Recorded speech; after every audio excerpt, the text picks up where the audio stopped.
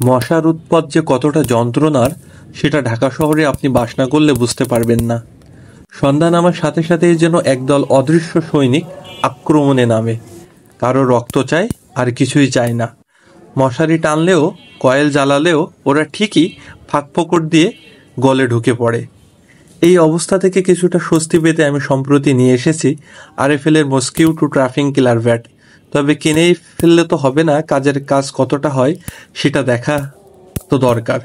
তাই এক সন্ধ্যায় ব্যাট হাতে চলে এলাম পার্কে, কারণ এই পার্কটাই আমার কাছে মশার রাজধানী মনে হয়। হাঁটতে এলেই দেখেছি এখানকার মশারা খুবই আতিথেয়, এক মুহূর্ত আমাকে একা থাকতে দেয় না। যাই হোক, ব্যাটটির সবচেয়ে মজার দিক হলো এটা শুধু হাতে ধরে মারার জন্য নয়, চাইলে আপনি এটাকে স্ট্যান্ডে রেখে অটোমেটিক মোডে চালু করতে পারবেন। তখন ব্যাটের মাঝে ছোট ছোট আলো জ্বলে উঠবে, আর মশারাই সেই আলোর ফাঁদে ধরা পড়বে।